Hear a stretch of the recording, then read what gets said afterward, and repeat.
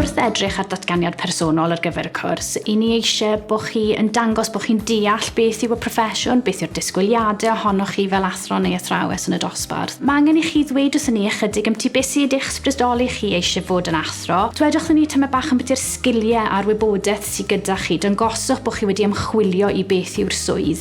Mae hwnna'n dangos wedyn eich ymrwymiad chi i wneud cais i'r swydd. Fy nghyngor i chi wrth i chi fynd i ysgrifennu datganiad personol yw cynlluniwch y datganiad personol o flaen llaw, meddyliwch beth chi'n mynd i drafod, newch yr ymchwil ar ei gyfer e, a wedyn sicrhewch bod digon o amser gyda chi i ysgrifennu fe'r gorau posib gallwch chi. Darllenwch drosto fe, sicrhau bod e'n gywir, bod e'n neud synwyr, darllenwch e allan yn uchel i chi'n, fyddwch chi'n synnu faint chi'n pigo lan ar, fyddwch chi ddim wedi fel arall. Os ydych chi dal ddim yn sicr os taw hwn yw'r peth iawn i chi, parnyddiwch chi un o'r dirnodau agored ni, fydd e'n gyfle bendigedig i chi i cael ymdeimlad o sut mae'r cwrs yn gweithio, dod i weld y staff ac i ofyn cwestiynau. Felly, chydig o top tips i chi cyn bod chi'n dod am gyfweliad. Dyle fe ddim fod yn brofiad ofnus i chi o gwbl. Mae'n gyfle i ni ddod i nabod chi a hefyd i chi ddod i nabod ni ac i gael ymdeimlad o'r cwrs sydd gyda ni. Un ohono ni fydd yn eich cyfweld chi sydd yn gweithio yma a fydd e'n anffurfiol iawn, cyfle fel wedys i o'r blaen i ddod i nabod chi ddod i nabod ni.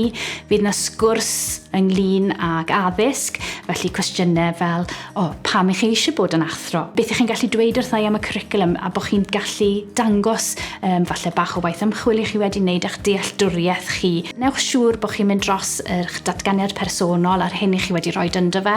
Goffwch eich un o'r pethau i chi wedi sôn fel bod ni'n gallu trafod nhw. A wedyn, ewch ati ymarfer. Ymarferwch eich cwestiynau, newch y gwaith ymchwil na fel bod chi'n teimlo'n hyderus i drafod pethau. Dewch mewn mor hyderus y gallwch chi fod, mwynhewch a gwenwch. Felly, pryd fyddwch chi'n cael gwybod os ych chi wedi bod yn llwyddiannus neu beidio? Fe ddylech chi cael e-bost oddi wrth Prifysgol De Cymru o fewn ychydig o ddiwrnodau ar ôl eich cyfweliad chi a fydd hwnna'n gadael i chi wybod chi wedi bod yn llwyddiannus neu beidio.